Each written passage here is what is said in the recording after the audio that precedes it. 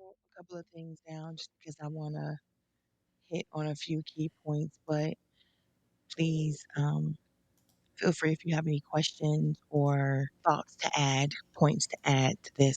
You know how we do. Feel free to do so. Can we start the show? Sure thing.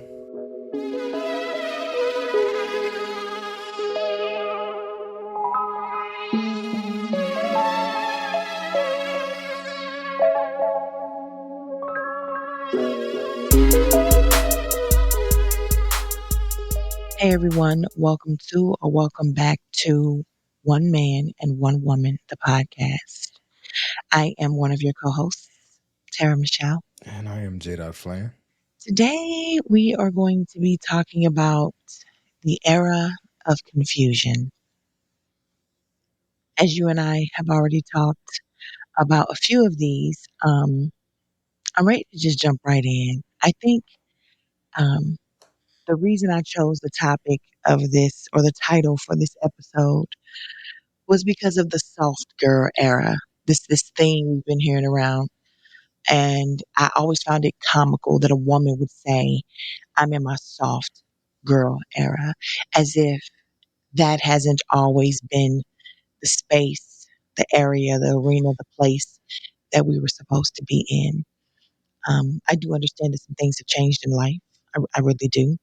And I understand why some of us have had to be what we consider to, um, what we consider to be like the alpha female, or even a hard girl era. I guess that's the thing. I don't really know what we're calling the opposite of the soft girl era, but we'll touch on all of those things. So to start off, I want to talk about this subject came up on another podcast that I was on, and basically it was men want king status, so they want the rights and the all the perks that come with being the head of the household, the king of the castle, without doing any of the duties or the responsibilities. And I am wondering if you have come across this, seen this, heard about this, experienced this by, talking to female friends or panelists on, podcasts. What do you think? Do you think we've entered into an era where men aren't really doing the things that men traditionally should do, but still want to be treated as such? I mean, I think I'd be, I wouldn't be painting men in a very positive light if I couldn't admit that there are, members in our ranks that do things like this. I think it's human nature to try to get as much as you can for as little as possible. So, I don't doubt that these people exist and they're trying to take advantage of things. It's unfortunate. But, I guess, questions like that tend to bother me because they make it seem like that's like this universal thing that men are doing now. Like we all got together in agreement and decided that, this is how we were going to move forward. Like, no, that's not what's happening. I think, like you said, there people like that exist. Absolutely. Do those people represent what men think manhood is or masculinity is? No, I don't think so. But, everybody's experience is going to differ. Do you notice a difference in maybe what we grew up seeing men to be, the dynamics of relationships and marriages back then versus where we are now in relationships and, to be honest, the lack of marriages? Yeah, I mean, I definitely see a difference. I think I've encountered a couple of situations where, been in some conversations with younger people and their ideas on marriage, and sometimes it becomes a daunting task to try to defend some of these institutions. Like, do I believe in marriage? Absolutely. Do I think there was a rebuttal to every point they made against it? I didn't have one. But yeah, no, I definitely think that the ideas have changed and that people are looking at things differently. But no, I don't think that it's just something that's happened where now, like, a person who identifies themselves as a man, a masculine man, wants something that they didn't earn. I think just across the board, like that's a part of masculinity. Okay. So in my experience, and I'm just going to give the most prevalent example that is coming across in my experience from talking to women who are in their 20s, their 30s, and their 40s. I haven't really had these kind of conversations with women that are, in their 50s and up, but there's this new situation where men don't want to work. Okay. Men are lazy, or males, people with penises, whatever we want to call them, because sometimes people want to say that's not a man. If that's who you're describing, well, that's not a man. I'm not going to play semantic with these words. I'm just not. People who are of the male species don't want to work. They are using excuses like, we've been working all our lives, and it's our time to rest, and it's our time to take off work. And it's funny to me because I'm thinking about two particular people. This one person is in his early 30s, and had a child, out of wedlock with a girl. And she basically told him once she got pregnant, okay, it's time for me to take a break. This is my time. I'm not working throughout this whole entire pregnancy, and I'm not going to work once I have the baby. Now, they weren't married, weren't living together, weren't even a couple by the time the baby got here. But she still was like, basically, you're going to care for me and this child because I don't feel like I need to work anymore because I'm your baby mom. And I remember how mad he was. He was talking over and over again about how women always had it easy. They get to stay at home. They get to do this. They get to do that. They get to just have a baby and say they're not going to work anymore. And he was saying he wanted all those things. This was a man, a grown up, who was saying, I want to be able not to go to work. I want to be at home. I don't want to cook. I don't want to clean. I don't want to raise the baby. I want the baby to go to daycare, but I just want to sit at home. Why is it that men always have to be the ones to provide? Again, I said in his 30s. And then there's someone who's a little younger, I'm thinking about as well. And it blows my mind as a woman that you would be a man and say that you don't want to work. You're going to try to find some avenue to, I don't know if you're going to, file for unemployment, if you're going to do the whole, I'm going to go back to school ploy, not really be interested in school or getting a career, just wanting some kind of check or, kickback from Pell Grants or however these people are running the system at this point. But you have these men who claim that they're men. They don't want to work. They want to look for any scheme to get out of work. They want to stay in the house and play the video game or sit around and smoke weed until they can't remember their own name, but they want their woman to work. They will send their woman to work while they sit at home. And yet she's supposed to respect him and listen to him and fall in line and let him lead. He's not providing. And even if he is, it's barely. And then he has this chip on his shoulder or this big ego and this amount of pride, like somehow he deserves all of the perks of being the man that actually does provide. I want to know how how that mindset works inside of a man. Do you know how that makes any sense? No. And yeah, just to speak to all of it, yeah, this is one of those things where I don't feel like, I feel like people like that have always existed. I feel like my father may have been one of them that was trying to find ways to just to not have to work. I've worked for as long as I've been able, and had nothing to do with women. I just wanted stuff. Didn't want to live in my mama's house. Whatever it was, I had to take care of myself. So do I would never deny that there's some dudes out here that live that way. Like I said, I think, that's been going on forever. Do I think it represents most men or even a significant enough amount of the population for us to really be trying to like answer the question about their mindset? No, I just think, it's always going to be messed up dudes. I'm not going to, pretend like they don't exist.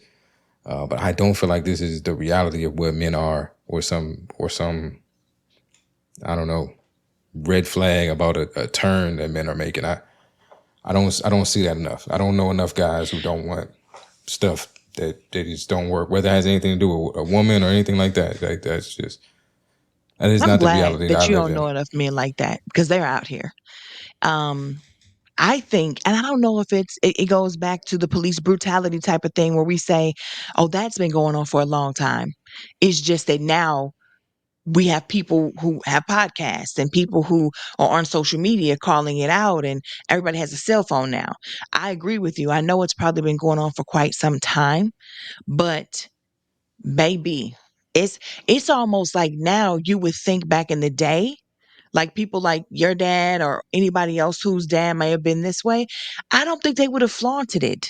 Like, I don't think that they were going outside and shooting craps with their boys or going to the barbershop and going, I love being a bum. I love sitting around doing nothing and then demanding that my woman still treat me like I'm doing something. I think now though, they're comfortable. Like they're saying these things themselves. The people look, people are going on podcasts, people are going on lives on their pages and all of this and saying, yeah, I don't want to work. But she gonna still respect me. I'm still the man. I mean, literally, I've seen it. I'm still the man of the household. But I'm not doing any. I'm not taking out the trash. I'm not doing yard work. I'm not raising the kids. I'm not doing anything that a traditional person who stays at home would do. And I'm damn sure not doing anything that a man traditionally is supposed to do in order to get these. So I'm gonna leave it here. I'm gonna say this to women: if you are working every day, do not sell yourself short by laying up with somebody who refuses to work or take care of themselves. Don't let somebody sell you their dreams, their goals, their potential, and their ambitions. Watch what a man is doing, his actions, not just what he's telling you. He tells you he's a king and he deserves this respect, but he won't get up off his butt. He don't keep nothing clean. He's not responsible for anything. He's not emotionally available for you. He's not mentally available for you. You know, if all he has to offer you is the physical, you need to evaluate why you're willing to deal with that. Because I'm telling you right now, you yourself are a huge part of the problem. Now, I'm going to steal something that you always say. You always say that if we want to get rid of men like that, tell the women to stop sleeping with them. And if we can get them to do that, then we won't have this issue anymore. So, women, know your worth. Make sure if you can get up and go work, make sure if you can take care of the kids and the bills all by yourself, that you don't have somebody up laying up as a burden to you. Be by yourself because you can do all right by yourself. If you're going to pair up with somebody, y'all should be doing great. So the next question I have, or the next scenario I have is, you know, we talked about this before in our bad boy phase. It's that whole women want bad boys until they're broken or ran through or tired and ready to settle down. And at that moment, with all their baggage, maybe kids, maybe baby daddies, and various things, that is when they want the nice guy to step in and pick up the pieces and mend them and heal them and care for them. And now we have someone said that Nick Cannon and Neo said this. I have no proof of that. But you have good men out there who are saying I was a good guy. I was the nice guy. I treated women with respect. I did everything that all the women said they want. And none of them wanted me. And the moment I turned bad boy, the moment I stopped caring, treated them any way I wanted to, told them they had to be poly, had 27,000 kids by 27,000 women, that is when I became the most sought after. So, why would I choose to be the good guy when the bad guys or the bad boys have all the fun? What's your feeling or thought on these two things? And most importantly, how do you think we get out of this rut? Uh, I mean, yeah, like I don't know. We've been on this tailspin for some time. Yeah, I mean, this is what it looks like. Um, we ladies, like when y'all post this stuff on the internet, it's not only ladies that can see it. So when y'all are reposting the dude's text messages that was too nice, or you calling him a simp because he said good morning in the morning, or whatever it is you're doing, like not only ladies are seeing it and kikiing and laughing with you, we seeing it too. Y'all are telling us what it is you like. You're telling us the stories about, leaving the main dude in the bed to go have a quickie with the side dude in his car outside. Like y'all are saying this stuff publicly where we can hear it. And it feeds into some things people have always believed, that nice guys finish last and all that kind of stuff. And so yeah, like some of the conversations that you guys are having and having publicly are coming home. And I don't know. Like you have to start being honest about what it is that you want, or start being honest with yourself about not wanting stuff that's good for you. Because I hear that a lot, like it's genetic and blah blah blah.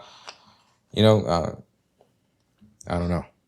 Just because you want I something, or only just think because it's something is attractive to you, doesn't make it good for you. Like I don't know how much longer we can lean on that, but from a genetic standpoint, I don't think it's genetic about you. It's not genetic that you want things that are bad for you, but you can absolutely genetically, from a standpoint of us wanting strong offspring, not want a dude that comes across weak. As I explained to you earlier, I don't think we should have to choose. I think we should have nice guys available who aren't scary, who aren't shy, who we don't have to go and approach and we don't have to go and ask out. If you know you're a good guy and you have all the offerings that a woman is going to want or need, then you should walk into a room just as confident as the so called bad boys. We shouldn't have to look at you as feeble and weak again and shy and just, you just stand over there on the wall. Like, how am I supposed to know you're interested in me? So I don't, sometimes it's not just that we don't want the nice guy. Sometimes the nice guy never approaches. Sometimes the nice guy never says anything. And I will never understand that, because if this dude over here know he ain't got a pot to piss in, but he gonna come up in this room and own this joint because he, he's a homosexual. He know he gotta leave here with somebody tonight. If you know you have everything to offer a woman, you should be on 100 when he on 10. So I think we got to get to a point with you nice guys. Step up your game. And I'm not talking about with how much you pay, for her, or just be approachable. Approach a woman, you know, just do something different. I don't It sounds so crazy to me to tell a woman, go over here and approach this man. And even when he's super, super shy and doesn't want to talk to you, just stand there and stare him in the face for 300 years until he gets the courage to speak back. Like, it's too far left and it's too far right. There has to be some happy place in the middle so that women know you're interested. So they know you're not just trying to be their friend or the nice guy that helped them find a book in the library. Pick your game up in confidence. Step out into that room and into that space knowing who you are, because you're the catch. You're the prize. To be a young man who has his money right, got a house, got a car, has his career and no kids, you are the prize in most of those instances. Even if you find a woman that's on the same type of time as you, y'all are prized together. But you have to step up. Like, we can't keep doing this. Nice guys finish last because they want to. all right. So just I heard all of that, and yeah, there's some nice guys that probably need to take heed to that message. But I feel like a lot of it is a cop out. All of you ladies have two or three nice guys that you do know like you, who did approach you, that are in the friend zone right now, and you might keep them there because that's your ace in the hole. It's not always that we not approachable or we not out there. You know, some things have happened. Society has molded you in some ways that some things don't look as fun to you as others. But it's not all the dude's fault. And then and it seems like a very you know feminine thing to do, to look at a situation where all the information about what's good for you and what's not good for you is available, and say, rather than make better decisions, I need to tell the other thing, like, no, you be different so I can recognize you better. Like, no, we out there and we doing what nice guys do. And like, if you can recognize that, like, I don't know. I don't know that everything's on the dude. I think y'all got to No, take it's some not. responsibility for this. Absolutely. You're 100%. I agree with you 100%. And I didn't mean to say that it's always the dude, but a lot of times, or even sometimes, if it's one in every 10, you usually the guys who are complaining about being picked last, those are the ones who were in situations when they could have stepped up and they didn't. Usually the guys who know they didn't step up fully understand why they're in the situation that they're in, and they're not the ones complaining about it. But you're 100% correct. We do need to make better decisions. And there are so many excuses you can give, from women not having any examples of what that's supposed to look like, You watch all the music videos, you listen to all the music, you watch the TV shows, you watch the movies, and the bad boys win every time. That's what the good girl wants every single time. We watch her get hurt, we watch her get destroyed, and we still do the same freaking thing. So, yes, on both sides, everybody needs to be accountable for their actions.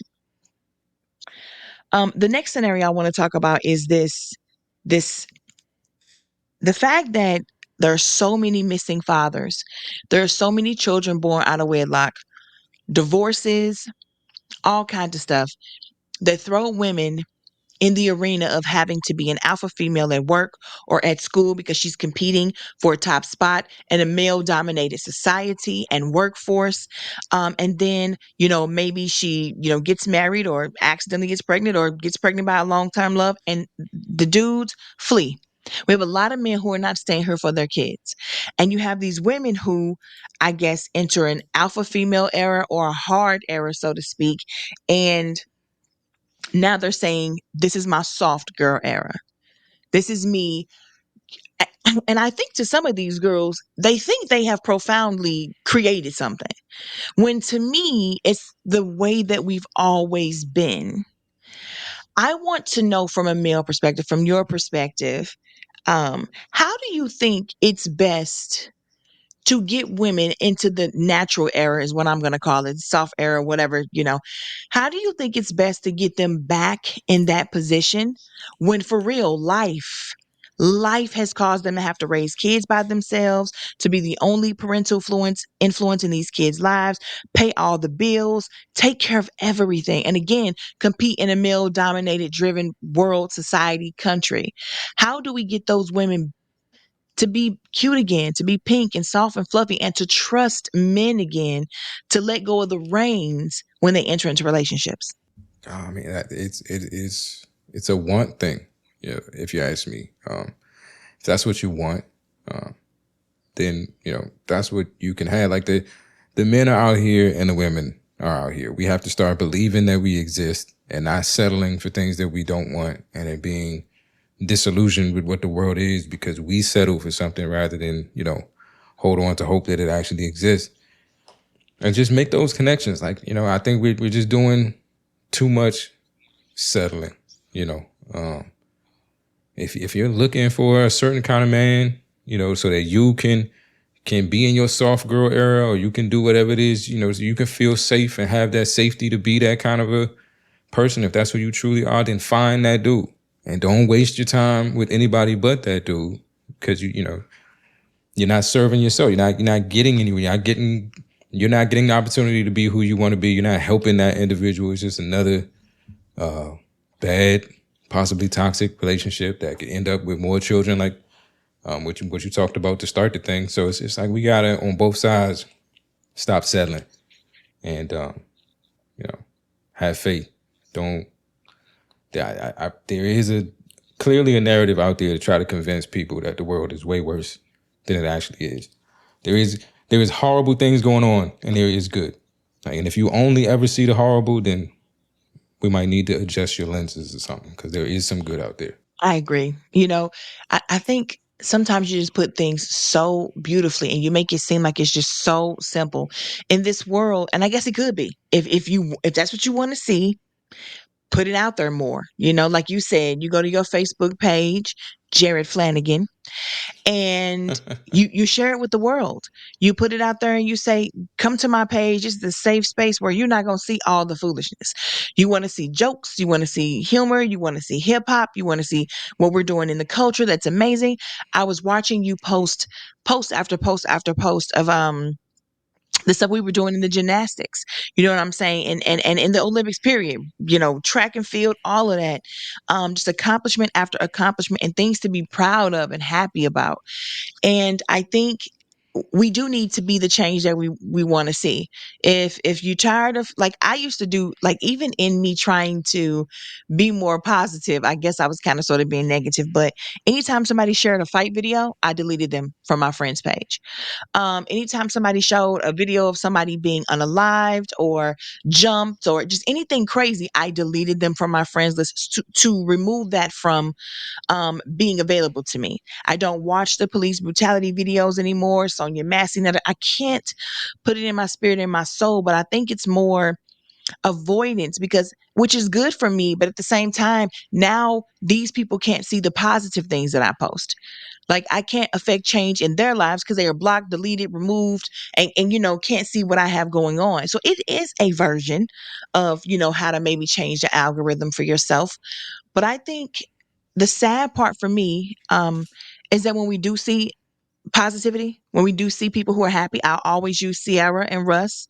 Um, they just can't believe that Sierra could love a man that's good to her, that's kind. He has to be a cornball and all these other negative things, and she can't possibly be happy. She's just kicking out babies for the heck of it and for the money, and she really misses Future, who was like probably the worst experience she's ever had in a relationship, because we just can't stand to see people happy. So even and with that, if you're the type of person who always posts something positive and people come to your page and go, why is this, why don't you ever post what's real or why are you being so fake? I know that you're unhappy in your real life, so why are your posts positive? It's almost like no good deed goes unpunished. People really hate to see happiness, but they love a good train wreck. People will come around. People, the negativity weighs on you at a certain point. And again, like you do the right thing because it's the right thing. Like it's probably never going to be popular or get you all of the attention or the followers or whatever.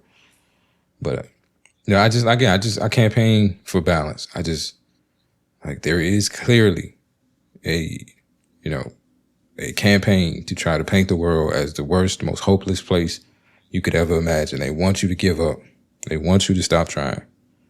I just, it's not that bad. The last thing I wrote down here regarding this show was, and this is a portrayal like you were just talking about. We have become each other's enemy from God, there's just so many different podcasts. There's so many videos. There's even skits that people create based off of things that have happened to them or people that they know. Um, and it just, and I'm speaking specifically to the Black community right now because I don't see other ethnicities pitting the men against the women the way that we are right now. We have so much hatred for each other being depicted in all of the hippity hoppy shows and the housewives of you know the Atlantic. I don't know, whatever these people are doing out here. All of these shows are women throwing drinks and fighting over dudes, and dudes who are playing every last one of them. So we out here looking like buffoons on top of all of that. And the podcast where men are saying women ain't ish and women are saying men ain't ish. We don't need each other. We don't want each other. If it wasn't for procreation, I wouldn't ever talk to a female. Like it's a lot, and it's being pushed out here. And now it seems like it's the biggest thing. Like, and it's hurtful. Some of the things, like I said, I'm on another podcast. I tell them all the time, I feel like the woman bashing on that show is outrageous at this point.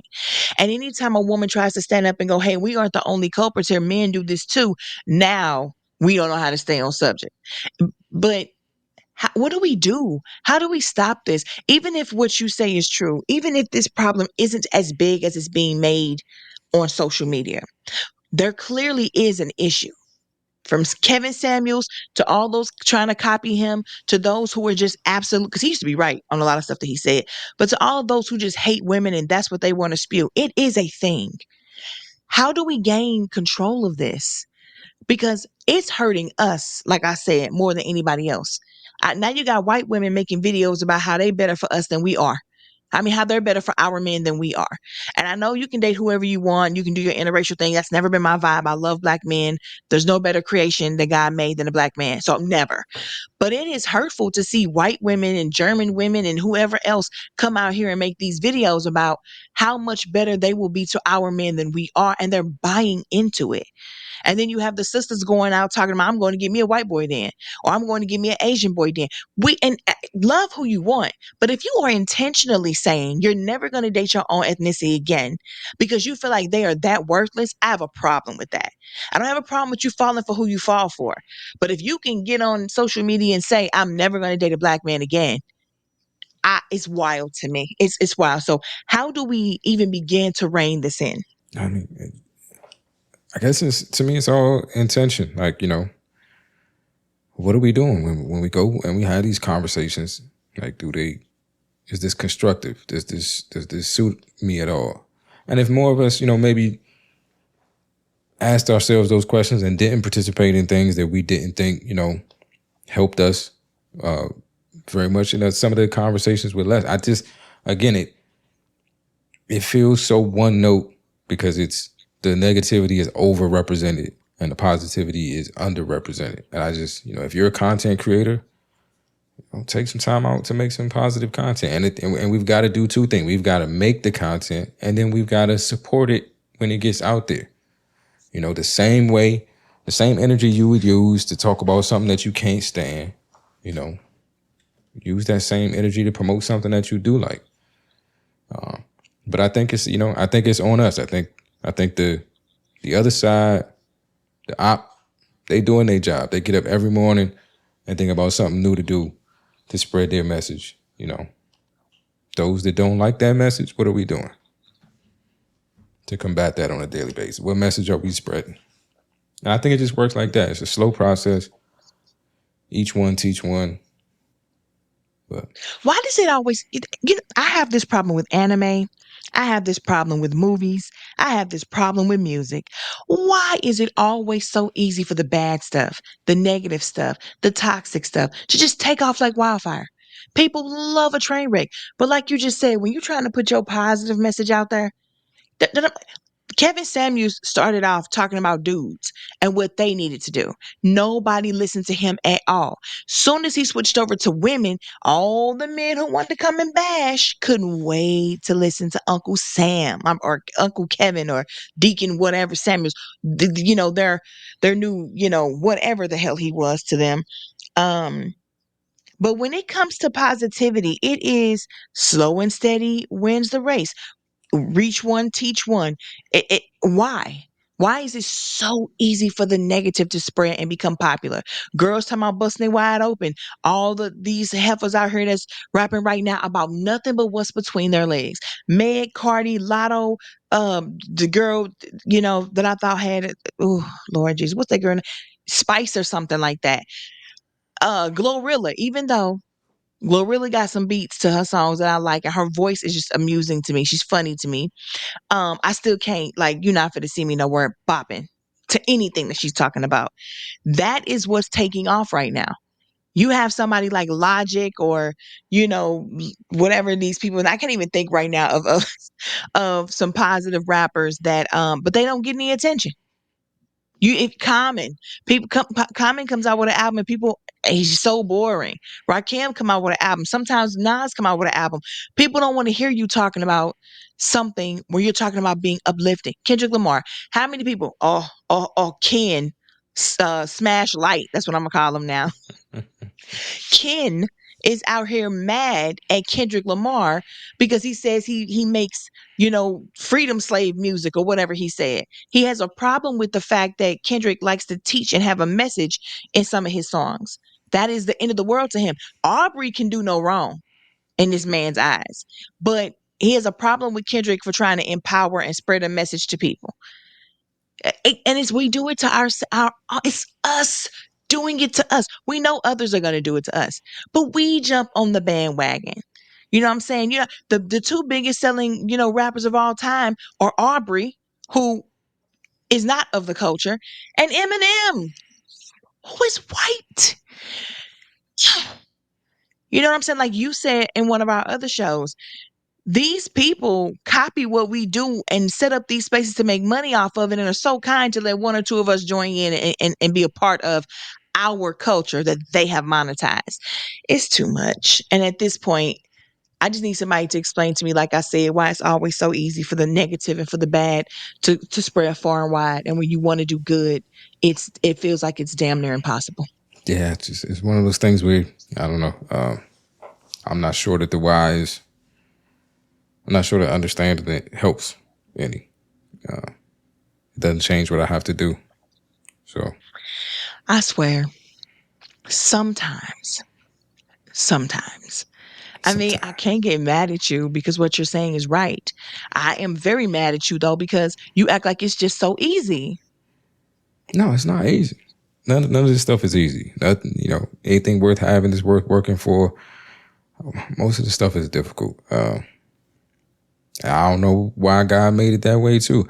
I would much prefer if broccoli tasted like steak instead of broccoli, but it don't. So what I'm gonna do?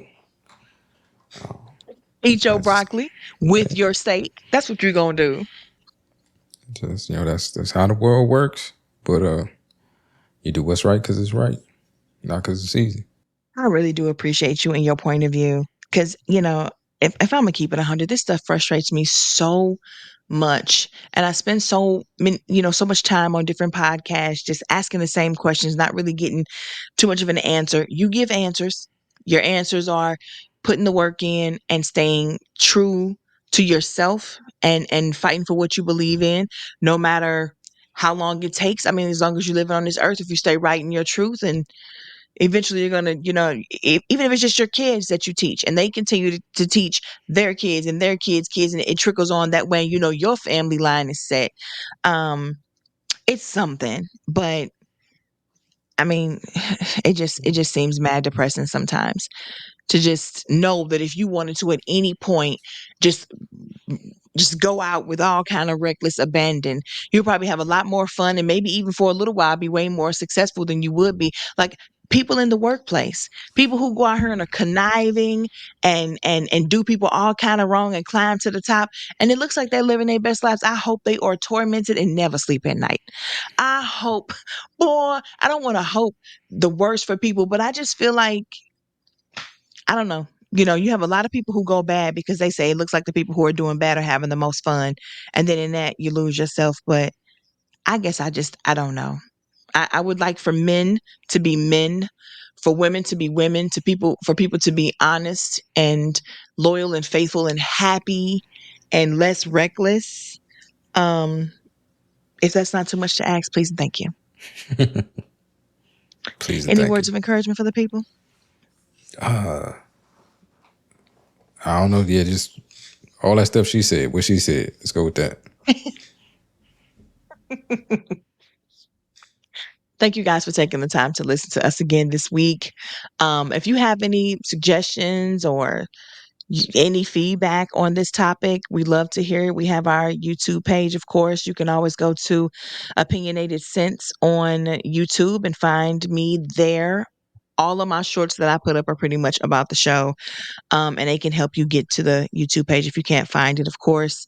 Um, we're on all streaming platforms. You're going to find us on Spotify, Apple Music, Good Pods, which is, a free app for those who don't pay for any streaming.